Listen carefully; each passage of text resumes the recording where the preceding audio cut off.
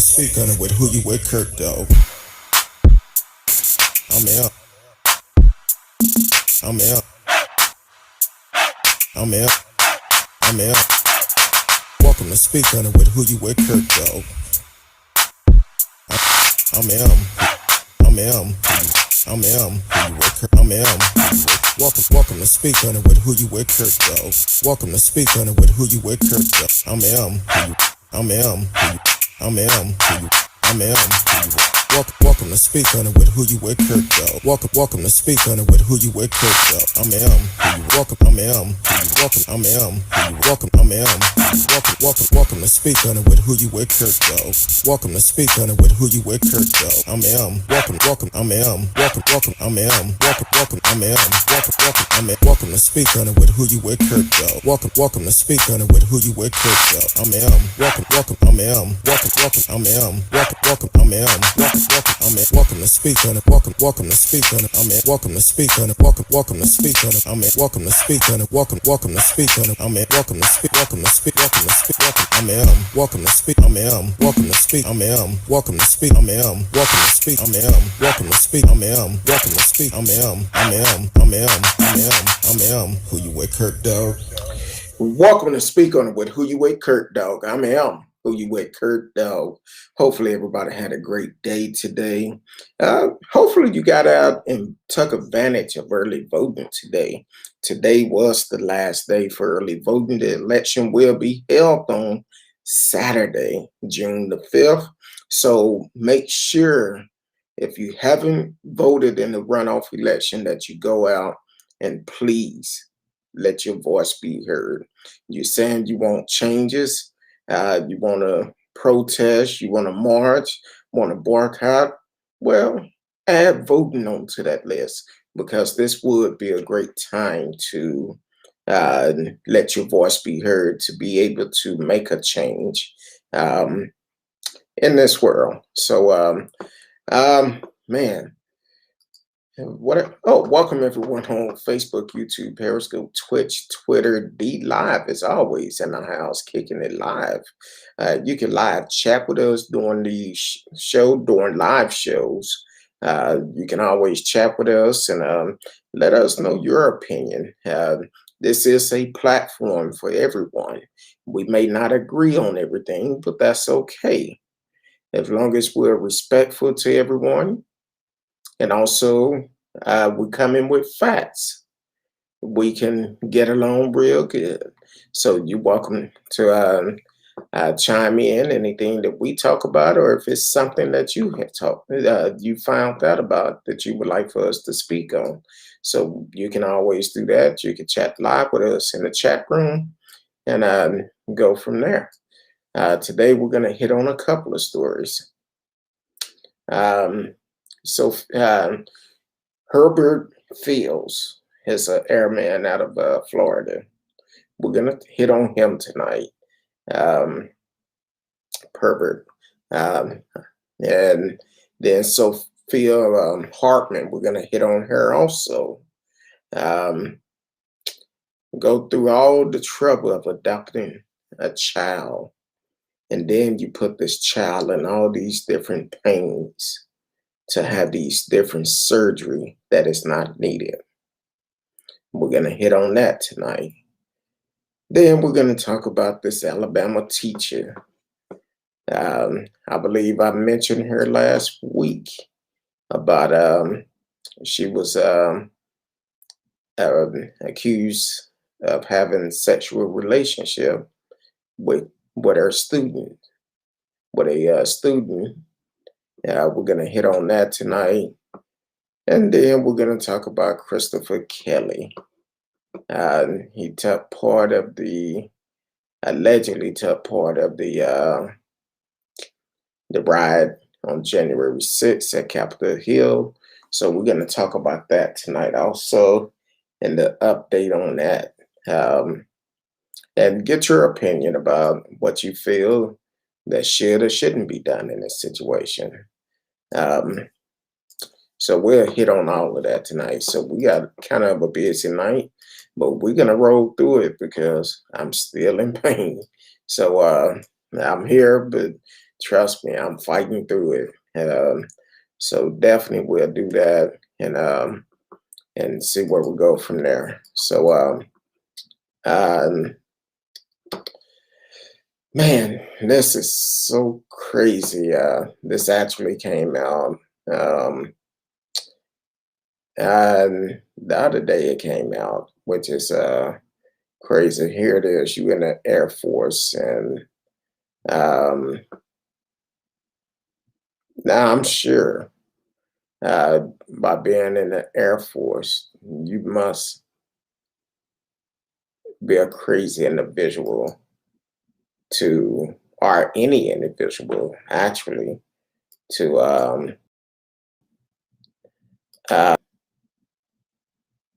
to sexual assault any child. Um, and the problem is with um, this is really crazy how this is taking place. But this serviceman who was um,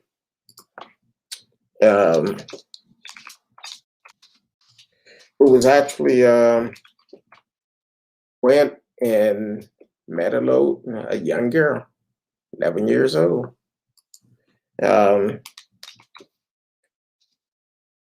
11-year-old girl went across the state line to meet her and raped this child. And when he raped her, he was caught, and which is really crazy how this guy did this, and unfortunately probably feel like he did nothing wrong. Unfortunately, but unfortunately you did do something wrong. So they led to Hurlburt Field rape of Alabama child. He actually, I got everything I want to open up now. The 25-year-old airman charged recently with October the 20th rape of an 11-year-old Alabama girl met the victim through the digital dating app. I'm not going to name it because they're not a sponsor. According to the affidavit filed in Alabama Morgan County District Court. Also, according to the affidavit, the victim parents did not learn of the alleged rape until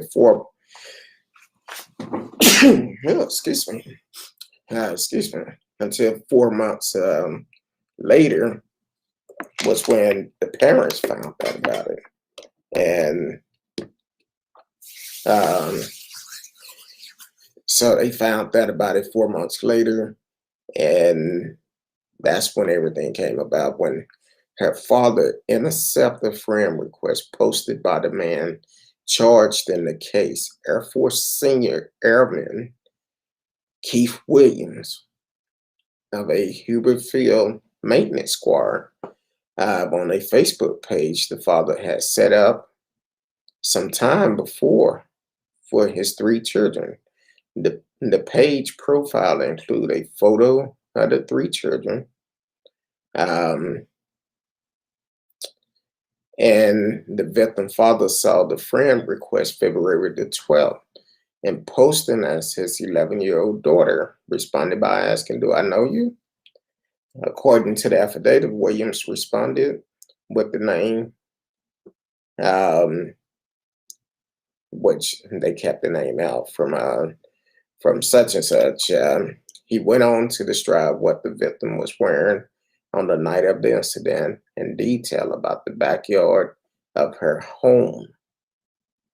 From there, William made some salacious remark about the victim, referenced the rape, and wrote, I'm going to definitely marry you in the future." A lot of laughing out loud. He also told the juvenile he lives in Florida because that is where he works, but can leave his job every now and then. According to the affidavit from a police detective, in the northern Alabama city of Decatur, where the alleged rape occurred. Immediately after the February 12th Facebook exchange, the affidavit state the victim's mother asked her daughter about Williams, and it was then that the girl disclosed William October visit. The Decatur Police Department investigation was open the same day when police were told the girl had met William online and had sexual intercourse with him in the backyard of her family home. The investigation included a March 1st forensic interview at the Morgan County Children Advocate Center. A forensic interview is a standard. It's a structured conversation led by a child welfare professional designed to produce information that can be used in court. During her interview, the victim disclosed that she began chatting with Williams after she met him online via a dating app. Um, the detective wrote an affidavit also during the interview. The girl identified Williams through his Facebook profile photo, according to the affidavit. As the investigation proceeded, the Decatur Police Detective obtained search warrant for Williams' Facebook profile and for the dating app. According to the case filed in Morgan County Circuit Court, a judge signed off on the insured of arrest warrant in the case on April 29th. In addition to the first-degree rape charge, William also is charged with electronic solicitation of a child and traveling to meet a child for an unlawful sex act. Williams was released May 16th and released from the Morgan County Jail after posting a $60,000 bond. William was subsequently placed under the control of the Air Force and is prohibited from leaving Alabama. Excuse me. In Alabama, first-degree rape carries a penalty that can range from 10 years to life in prison. Electronic solicitation of a child carry a penalty of between 2 to 20 years in prison. And traveling to meet a child for an unlawful sex act is punishable by up to life in prison. At Hurlburt Field, William is a member of the 901st Special Operation Aircraft Maintenance Squad. The squad is part of the first operation wing. The host unit is Hurlburt Field. The Northwest Daily News emailed the dating app the only avenue of its website for handling press inquiries on Thursday afternoon with inquiries regarding how an 11-year-old girl obtained access to the site. As of late Friday morning, the business had not responded. While the dating app does have numerous positive reviews across the digital realm, at least some reviews characterize it as a site geared more towards short-term involvement than long-term relationship, and as a site not necessarily suited for younger users. So this serviceman went across state lines to have sexual relationship with 11-year-old child. I say it all the time. Parents, we have to pay attention to what our kids are doing, because kids are learning and growing up too fast from what they hear in music, what they see on TV. And if you're allowing technology today to actually raise your kids instead of you spending quality time with your kids, it's more incidents like this that we haven't heard about.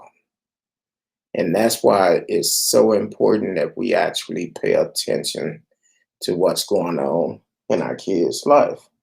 Because one of the biggest thing is 11 years old,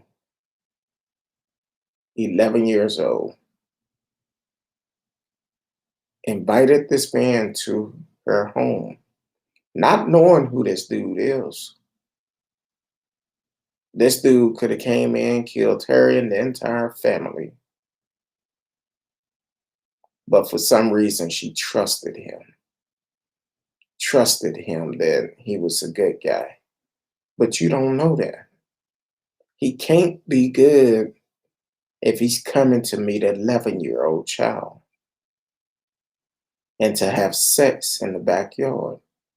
Now, the question is, this 11-year-old child, where was the parents during this time? And then on top of that, what does she know about sex? That's why we have to pay attention to what's going on in our child's life. We need to know who they hanging out with, who they communicating with, who are they friends, who are they leaving with. At that age, you shouldn't be leaving with nobody, not unless you with them. Because some of these other parents you can't trust. They allow their kids to raise themselves. And some parents say, I've heard parents say many of times, I'm only supposed to provide the basic. That's a shelter, clothes, and food. No, you also need to guide them knowledge. But a lot of people don't want to do that. So hopefully this young lady get some help. The parents get some help. Because this is crazy. And that dude, hopefully he get the max. He get the max. You're a serviceman. And I'm sure you could have found somebody who is your age range. Instead of meeting an 11-year-old child, you just sick in the head. So hopefully he do get the max and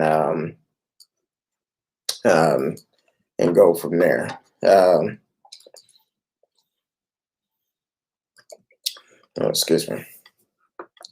Now, this next story,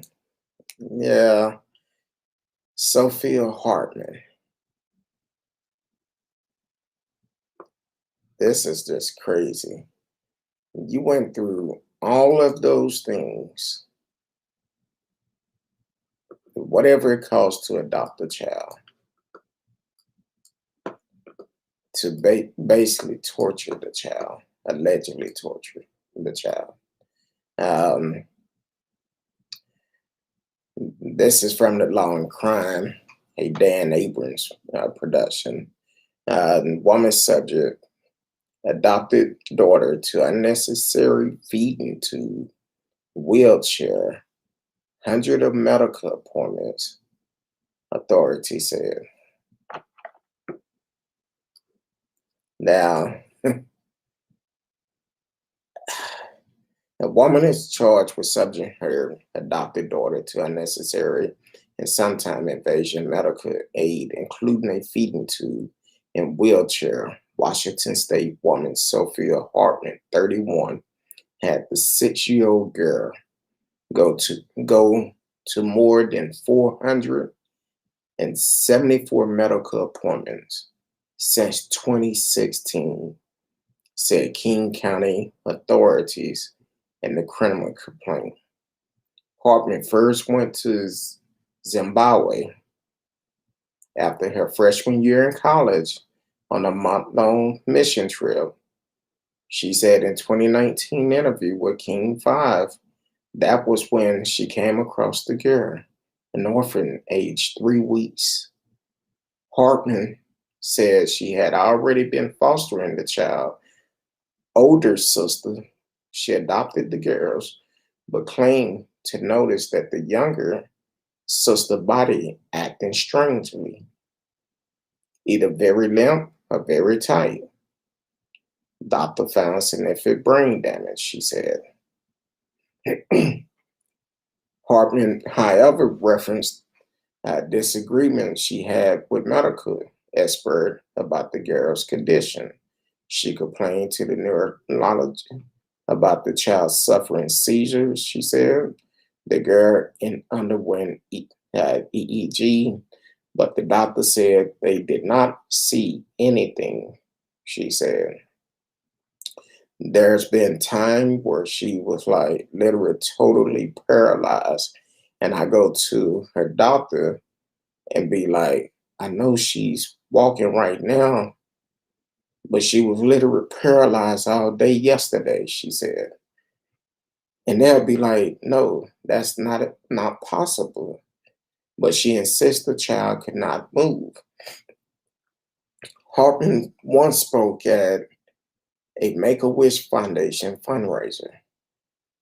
For us, this is just what life looked like, she said. It's navigating constant traumatic chaos. The girl is fine, authorities said. Um,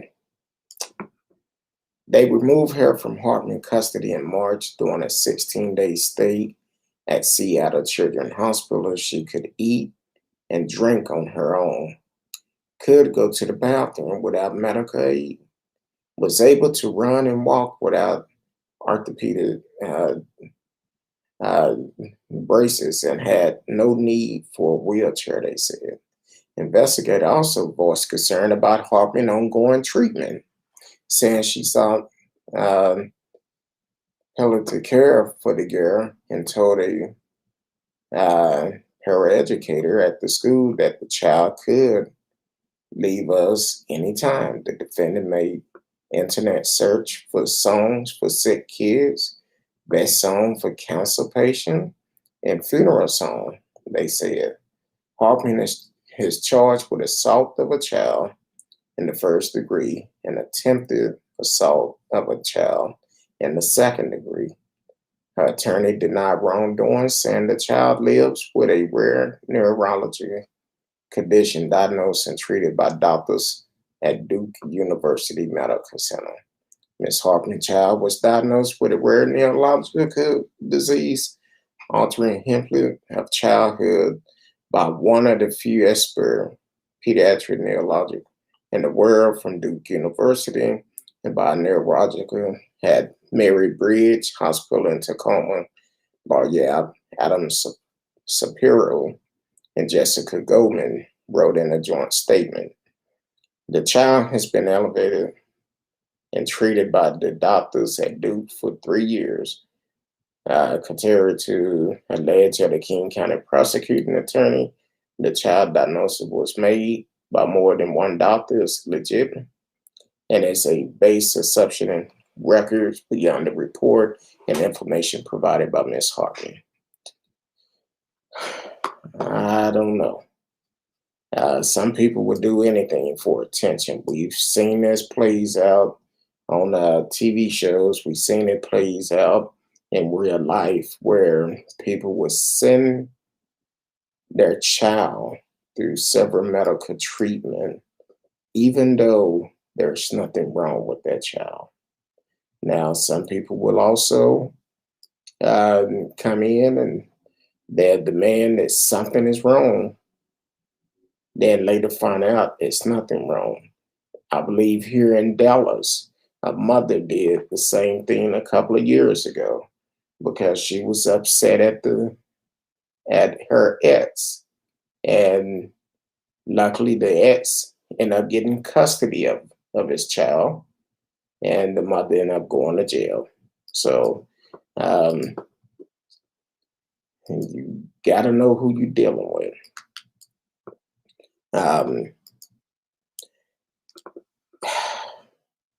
Last week we talked about Leslie Gillespie briefly. She was arrested when it came down to sexual assaulting a teen student. So,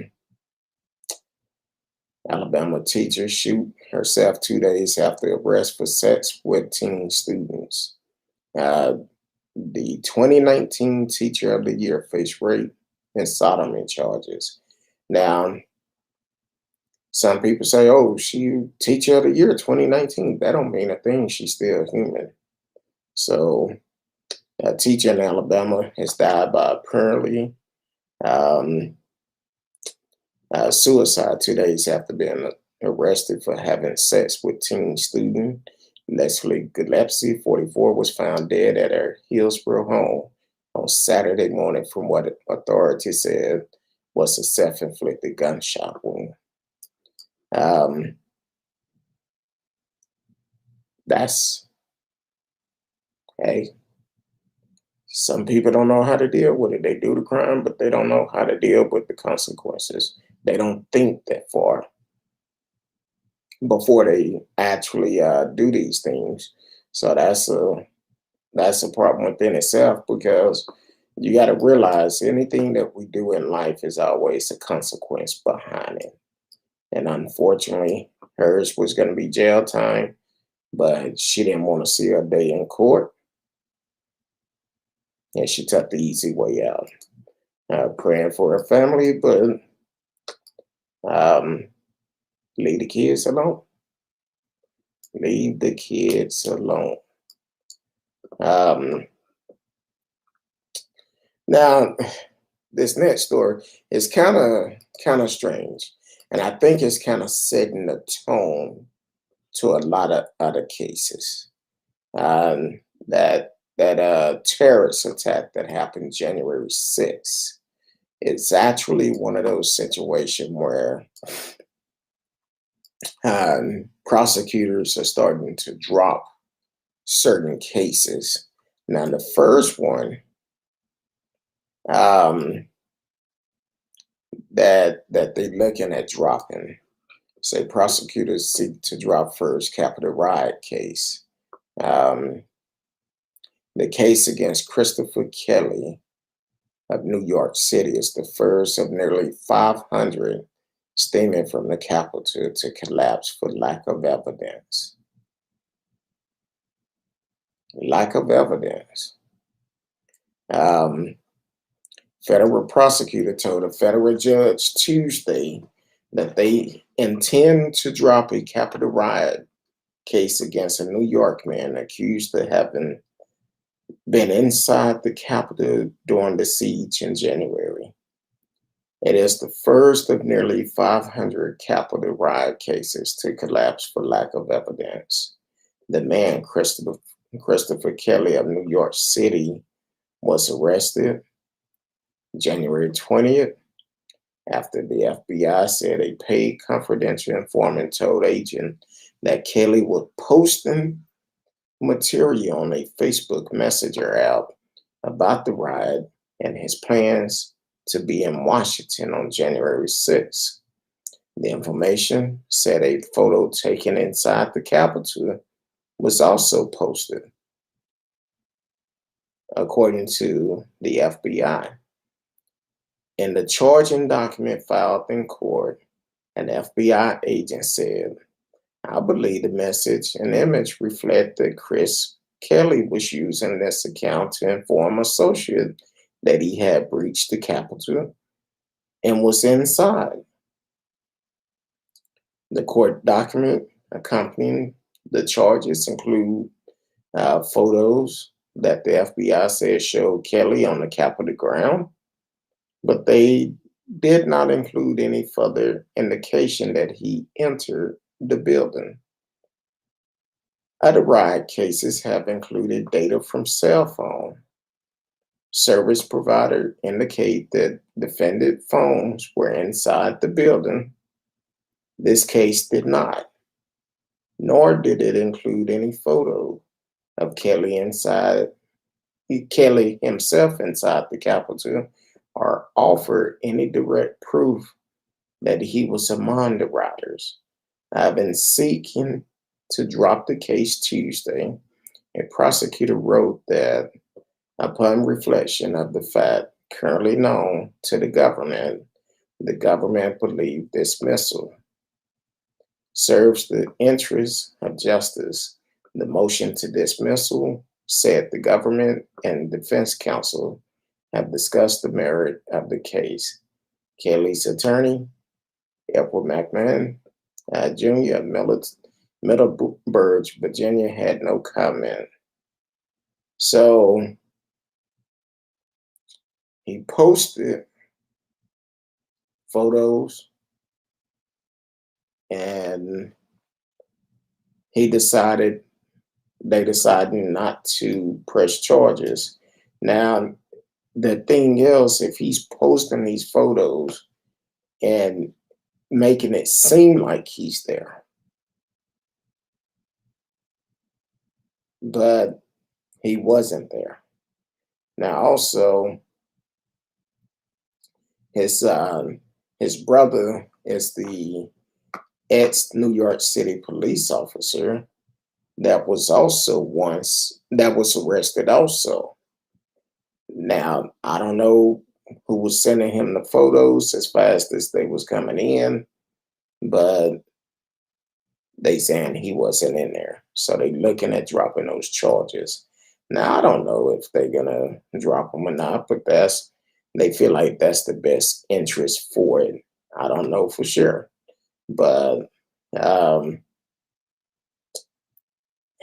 he was there in Washington. He bragged about it. And I think this is a setup for many more to come, because I feel that a lot of people are going to use that as a defense.